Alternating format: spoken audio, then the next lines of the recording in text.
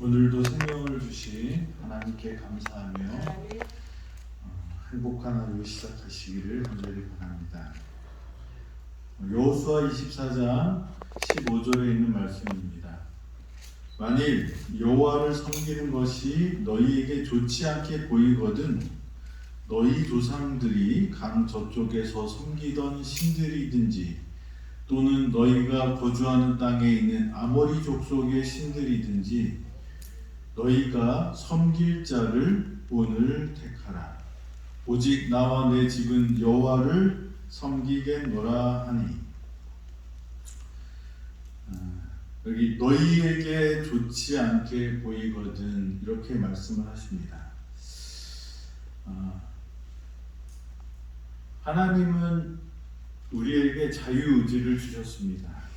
그래서 하나님을 섬기는 것이 강제로가 아니라 자원하도록 섬기도록 하나님께서는 원하십니다. 하나님은 우리를 창조하셨지만 억지로, 강제로, 또 로봇처럼 프로그램 되어진 대로 사는 것이 아니라 우리의 자원으로 또 우리의 자유의지로 하나님을 섬기기를 원하십니다. 그래서 어떤 보상이나 희망, 보상에 대한 희망이나 형벌에 대한 공포에 의하여 하나님을 섬기는 것을 하나님은 원치 않으십니다. 그런 것에 의해서 하나님을 섬기는 것은 하나님도 원치 않으시고 우리에게도 큰 유익이 없을 것입니다. 유선과 형식적인 예배를 드리는 것보다는 차라리 공공연한 배도보다 더 하나님께서 불쾌히 여김을 받습니다. 그래서 우리는 우리의 자유의지를 잘 사용해야 하는 것입니다. 그래서 하나님은 우리에게 선택권을 주셨습니다. 마귀는 하나님의 성품을 공격하는 데 있어서 하나님이 공의롭지 못하고 또 우리에게 자유를 주지 않고 또 우리를 억지로 하는 그런 분이 하나님이라고 우리에게 말하지만 사실은 하나님은 우리의 선택 의지를 존중하시고 우리를 강제하지 않으십니다. 여호수아가 23장과 24장 초반에 하나님께서 이스라엘 백성들을 어떻게 인도하셨는지 우리의 조상 우리가 이 가나안에 들어오게 된 모든 과정을 설명하면서 하나님이 이렇게 좋으신 분이지만 하나님을 어떻게 해요? 그 선택하는 것은 너희의 책임이고 너희의 의무이고 너희의 자유라고 이렇게 말하는 것입니다. 그래서 우리가 하나님을 선택하는 것은 강제로 하지 않는 사람들 그리고 자의로 하는 사람들. 그래서 우리가 하나님을 만나게 되는 그 과정은 여러 가지 있지만 그 과정이 어떨 때는 어떤 강제적인 강압에 의해서인 듯 보이지만 결국은 그 선택은 누가 하냐면 자신이 하는 것이라는 것입니다. 아이들을 키우다 보면 아이들이 그런 얘기를 해요. 내가 원하지도 않았는데 내가 이 땅에 태어났고 내가 당신의 자식으로 살면서 왜 말을 따르느냐고 나에게도 뭘 달라고요? 자유를 달라고. 제가 뭐라 그럴까요?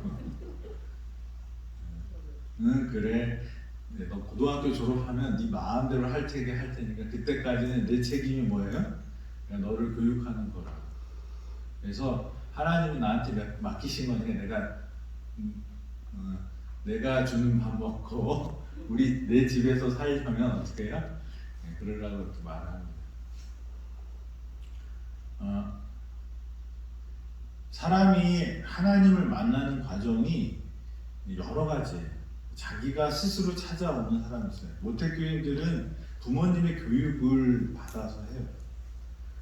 그렇지만 그것이 그 사람의 인생을 책임지는 게 아닙니다.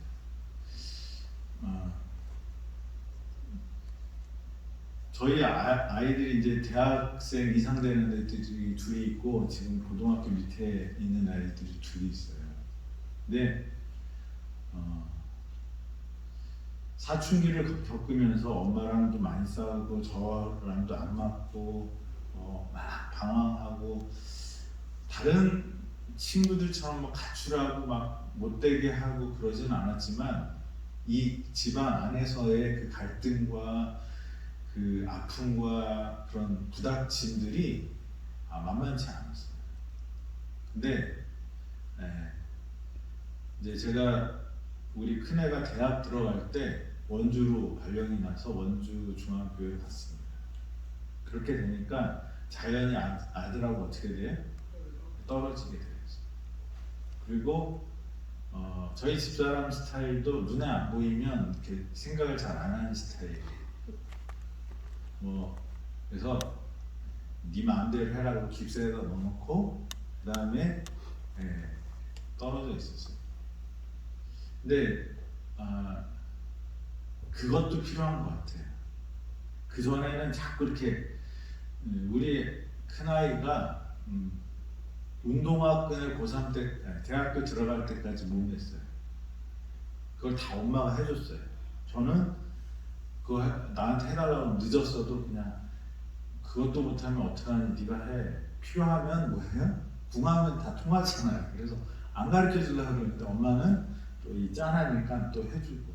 근데 이제 대학교 갔더니 처음에는 못하다가 그렇게 살면 안 되겠다 생각하니까 지가 어떻게 해요?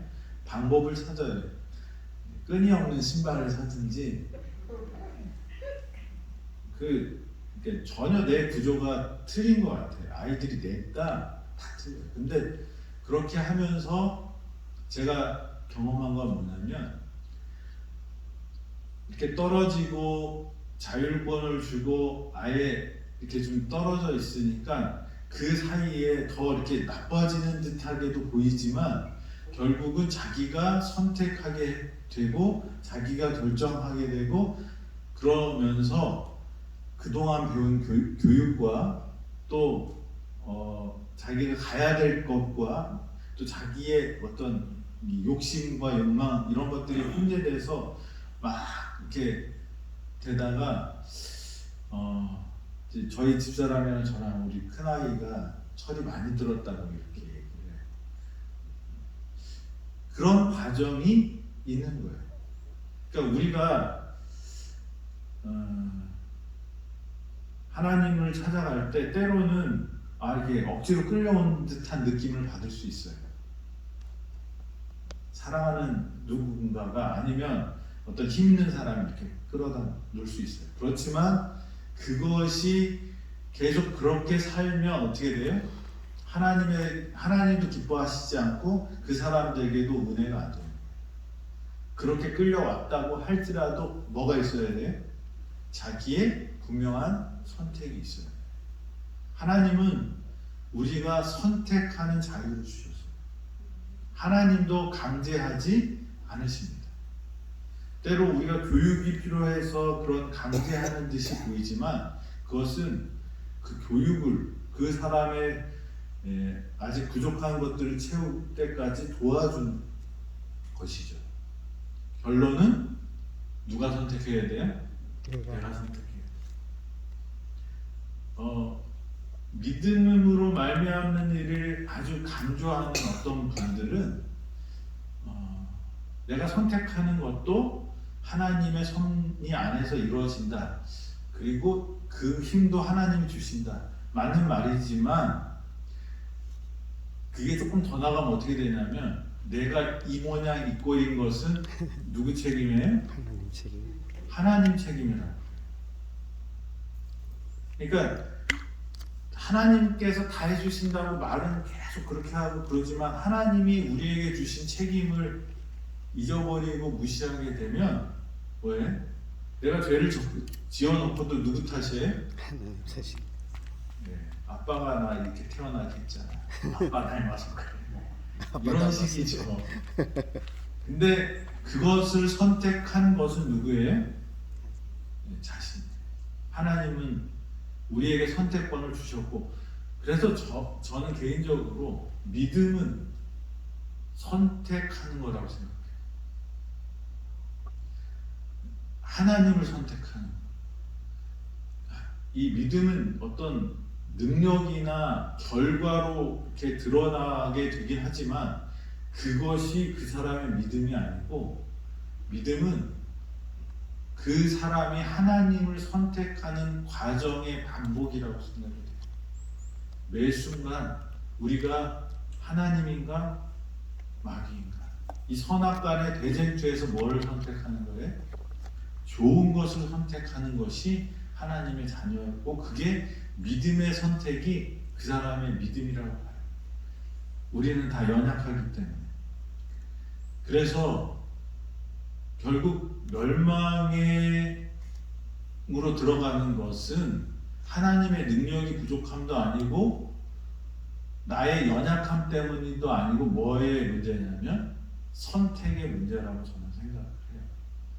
이게 뭐 이렇게 그 논리적으로 다 설명할 수 없지만 제가 받은 믿음으로 말미암는 의 중에서 가장 핵심적인 것은 나의 선택이고 나의 의지가 있어야 된다. 중독에 걸린 사람들은 거기서 벗어나기가 무지 힘들어요. 어떻게 보면 우리는 다 그렇게 중독에 걸린 사람들일 수 있어요. 하지만 그렇기 때문에, 힘들기 때문에 안 된다는 게 아니라 하나님께서는 그런 상태에서도 뭘 하라고 하시는 거예요? 나의 믿음 없는 것을 도와주소서, 나의 능력 없는 것을 도와주소서 하고 기도하는 거예요. 오늘 여러분들이 하나님의 말씀대로 어제 못 살았다 할지라도 오늘 아침에 다시 어떻게 해요? 하나님 저에게 힘을 주셔서 제 문제를 이길 수 있는 힘을 달라고 기도하는 것이, 그 의지를 갖는 것이, 그 선택을 하는 것이 믿음이라고 생각이 됩니다. 저와 여러분들이 우리를 참고 기다리시고 그대로 두시지만 사랑의 마음으로 보시고 우리에게 자유의지를 주신 그 하나님께 우리의 의지를 가지고 나가서 하나님을 꼭 만나는 저와 여러분이 되기를 간절히 바랍니다. 아멘. 너희가 섬길 자를 오늘 택하라, 이렇게 말씀하십니다. 오직 나와 내 집은 여호와를 섬기겠노라. 이 성경을 보면요, 이 하나님을 만날 때, 또 하나님 앞에서 이야기할 때 이 믿음의 조상들이 이야기하는 어떤 패턴이 있는 것 같아요. 그리고 하나님도 나타날 때 그렇게 설명합니다. 아브라함의 하나님, 야곱의 하나님, 이렇게 조상들의 이름과 그들을 보호했고 그들이 믿음으로 살았던 사람들이 이야기를 하면서 지금 내가 너의 하나님이 되겠다라고 말씀하셨어요. 모세에게 나타날 때도 그랬어요. 그래서 이 여호수아가 이스라엘 백성들에게 오늘날 섬길 자를 택하라 할 때 그가 23장과 24장을 통해서 계속 무슨 말을 해요? 우리가 애쓰지 않았는데 여기까지 오지 않았냐? 그 아모리 족속들, 뭐 가나안 족속들, 너희가 짓지 않는 성에 지금 너희가 살게 됐고, 그 너희가 손도 안 댔는데 요단강을 건넜고, 너희가 손도 안 댔는데 먹을 것을 먹고, 불기둥과 구름기둥이 여기까지 인도한 것이 다 뭐예요? 하나님의 은혜 아니냐? 그 하나님께서 너희를 사랑하신다. 그렇게 이제 과거의 하나님에 대해서 얘기하는데, 그리고 미래에 대해서 말씀하셔요. 지난번에도 설교 시간에 말씀드렸지만 하나님은 앞으로 어떻게 해요? 우리에게 약속을 주셨어요. 약속은 언제 이루어지는 거예요? 다음에 이루어지는 거예요. 근데 그 약속을 이루기 위해서는 뭐에 집중하라고 하시냐면 오늘에 집중하라고 말씀해요. 오늘 택하라. 오늘 택하는 것이 뭐예요? 믿음입니다. 나와 내 집은 여호와를 섬기겠노라. 우리는 우리의 소망이 이루어지기를 원합니다. 우리의 기도가 이루어지기를 바랍니다. 그러면 우리가 뭘 해야 될까요? 예수님을 바라보라고 해요. 예수님을 바라보는 것은 뭘까요? 내 안에 거하라 그리하면 뭐예요? 열매를 많이 맺을 수 있다고 그래요. 예수님 안에 거하는 게 뭘까요?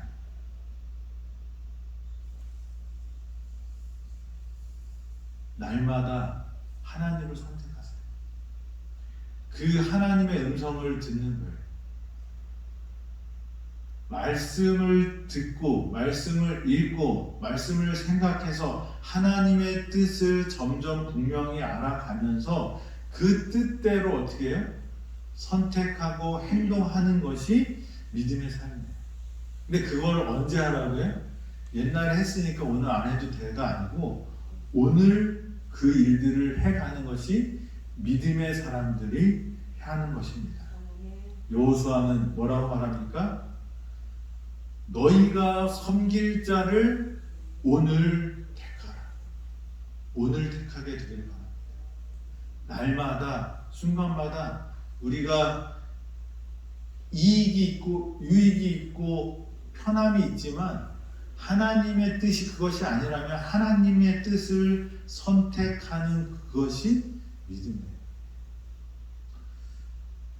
그래서 그 약속을 이루고 미래를 보증받는 그 길은 오늘을 하나님께 드리는 거라고 믿습니다. 저와 여러분들이 오늘 지금 하나님을 선택하는 사람들이 되기를 간절히 바랍니다. 그런데 이런 말씀을 또 하셔요. 여호수아 24장 19절 여호수아가 백성에게 이르되 너희가 여호와를 능히 섬기지 못할 것은 오늘날 택하라 그러고 나와 내 집은 여호와를 섬기겠노라 딱 그렇게 선언하시는데 또 뒤에는 뭐라고 그래요? 너희는 그럴 감이 안 돼 이 말이에요. 네? 이상하죠? 여호수아는 너희가 여호와를 능히 섬기지 못한 것은 하나님이 거룩한 하나님이고 질투하는 하나님인데 그래서 이것이 이제 두 가지로 해석이 될 수 있어요. 하나는 우리의 연약함을 아는 여호수아가 믿음으로 말미암는 의를 강조하는 내용이다 이렇게 할 수가 있고 하나는 경고의 그런 메시지다라고 생각했어요. 근데 제가 개인적으로는 이 말씀은 우리가 하나님을 섬길 수 있는 것은 우리 능력이 아니라 하나님의 은혜라는 것을 여호수아가 강조하기 위해서 그 믿음으로 말미암는 의를 여호수아는 이해했기 때문에 이런 말씀을 우리에게 주셨다고 생각이 됩니다. 그래서 우리의 능력으로는 온전히 하나님을 섬길 수 있다 없다? 없다는 거예요. 우리가 그걸 인정해야 돼요. 우리가 이 땅에서 실망을 하는 많은 이유 중에 하나가 뭐냐면 이 공동체를 이룰 때 가정과 교회와 또 우리 병원 같은 경우는 우리 믿는 사람들이 봉사하고 헌신하기 위해서 만든 병원이잖아요. 그런데 여기에도 갈등이 있고 괴로움이 있고 속상함이 있고 배신감도 있고 다 있어요. 왜 그럴까요? 우리가 시골 생활하려고 산에 이렇게 들어가서 우리는 이제 여기서부터는 세상의 모든 속세나 끊고 어떻게 하늘 가는 사람들처럼 하나님의 법칙대로 우리가 살아가면서 합시다 이렇게 하고 친한 사람들이 이렇게 몰려 들어가기도 했어요. 잘 사시는 분도 계시지만 그걸 아주 유명하게 했던 많은 분들은 그게 깨졌어요. 제가 분석한 게 다 맞지는 않을 수가 있어요. 그런데 저는 그것이 사람에 대한 이해가 부족했다고 봐요. 우리는 항상 제가 여기서 설교할 때 무슨 말만 할까요? 옳은 말만 하잖아요. 우리가 공동체를 만들었는데 그래서 그 공동체가 올바른 정신을 갖고 올바른 뜻을 갖고 좋은 뜻으로 만들었는데 그 사람들은 계속 무슨 말을 해요? 네, 올바른 말을 하고 올바르게 가려고 해요. 근데 문제가 있어요. 뭘까요? 사람들이 다 달라요. 사람이 문제예요. 말하는 것만큼 내가 뭐예요? 행동인데 예수님처럼 되지 않아요. 예수님처럼 되지 않은 사람들이 모여 있으면 뭐가 생겨요? 불협화음이 있어요. 근데 이 세상에서는 예수님처럼 살면 뭐라고 해요? 바보라고. 바보라고 해요. 그래서 그렇게 살지 말자고 거기 갔는데 나중에 뭐 법적인 문제니 이런 이권의 문제니 이런 게 들어가면서 거기에서 소외된 사람들이 어떻게 해요? 상처를 받고 그럽니다. 거기는 뭔 줄 알았는데 천국이 될 줄 알았는데 근데 사람은 선해요 악해요? 악해요.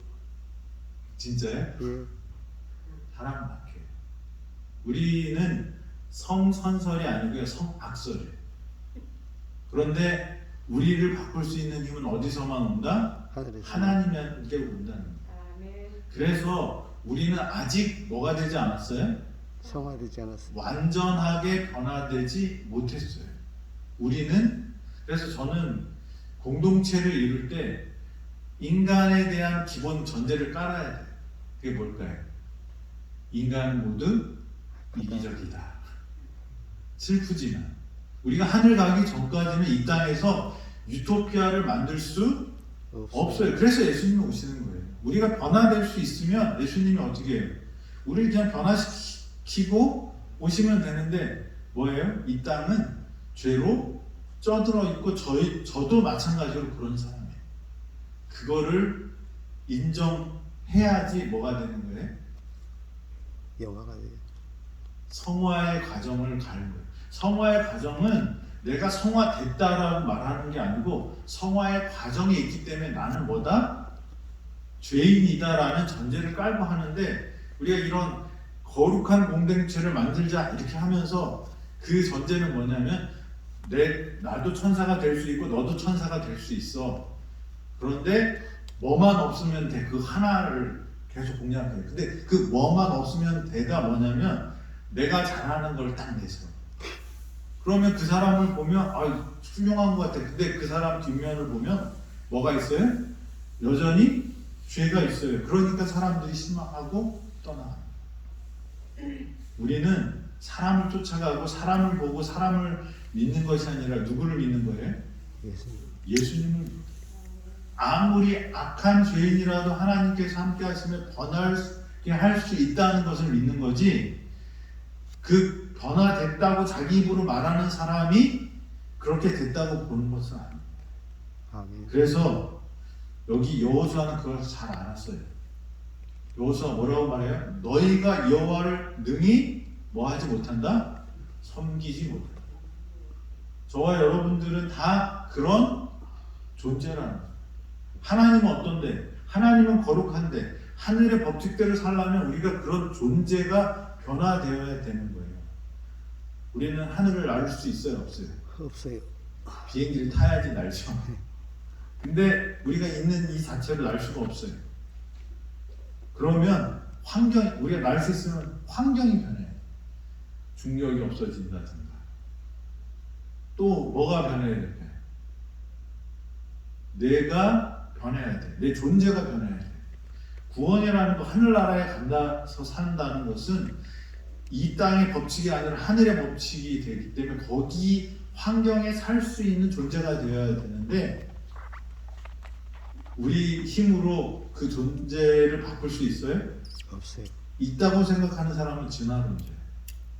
우연히 열심히 노력하면 우연히 어떤 계기에 아주 많은 시간 속에서 조금씩 변해서 그렇게 될 수 있다고 생각해요. 근데 성경은 뭐라고 해요? 존재를 바꿀 수 있는 분은 누구밖에 없어요? 하나님. 하나님밖에 없어요. 그래서 우리가 그 존재를 바꾸게 하는 데 있어서, 근데 하나님은 우리의 자유의지를 중요하게 생각하시니까 우리에게 그 선택권을 줬고, 그 선택이 계속되면서 하늘에 합당한 그런 이 생각과 자세가 됐을 때 예수님께서 오시면 우리가 어떻게 되는 거예요? 완전히 존재 자체가 변하게 되는 것입니다. 시간이 빨리 가네요. 다음에 계속 이 믿음으로 말미암는 데에 대해서 같이 말씀을 나누겠습니다. 저와 여러분들이 옆에 있는 분들이 예수님을 닮아가려고 노력하는 사람이지 예수님이라고 착각하면 뭐예요? 네, 시험에 당합니다. 아멘. 예수님을 쫓아가는 사람들을 보고 구원받은 사람은 없어요. 바디메오 아세요? 여리고로 가는 길에서 만난 맹인. 예수님을 만나고 싶었는데 누가 못 만나게 하죠? 예수님의 제자들이 조용히 하라고. 안 보이니까 그 소리를 떠드니까, 아니 예수님 말씀하시는데 이렇게 시끄럽게 조용히 해. 제자들이 어린아이들이 막 예수님께 오니까 어떻게 해? 제자들이 말을 막았어요.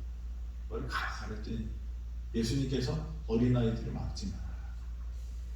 왜 중풍병자를 천장을 뚫고 내렸을까요? 왜 그랬어요? 예수님을 따르는 사람이 너무 많으니까 예수님을 만날 방법이 없어요. 다시 말하면 저와 여러분들이 예수님께 가는데 누가 방해가 돼요? 인간이, 사람이. 그게 목사가 될 수도 있고요, 장로가 될 수 있고요, 아버지가 될 수도 있고 어머니가 될 수 있어요. 그런데 그 장애를 삭개오는 어떻게 해요? 나무 위로 올라갔습니다. 사람이 너무 많으니까 삭개오가 예수님 뵐 수가 없으니까 어떻게 해? 50 넘은 그 아저씨가, 백불대기 아저씨가 그 나무를 타고 올라가서 예수님을 보러 갑니다. 그 장애를 어떻게 해요? 예수님을 보기 위해서 극복합니다. 혈루증 앓은 여인은 어떻게 해요? 사람들이 많은 예수님을 한테 말도 못 걸게 되니까 어떻게 해요? 손으로 그 옷자락만이라도 잡아요. 중풍병자 친구들은 어떻게 해요? 지붕을 뚫고 내립니다. 여러분, 사람들을 보지 마시고 누굴 봐야 돼요? 예수님을 봐야 돼요. 예수님을 만나야 돼요. 우리의 희망은 인간에게 있는 게 아니고 누구에게 있어요? 예수님. 우리를 만드신 하나님 예수님께 있다는 것을 기억하시고 구원을 경험하는 저와 여러분이 되길 간절히 바랍니다. 기도하겠습니다. 이제로부터 영원까지 예수님만 바라보고 가게 하여 주시옵소서. 예수님의 이름으로 기도드렸습니다. 아멘. 아멘.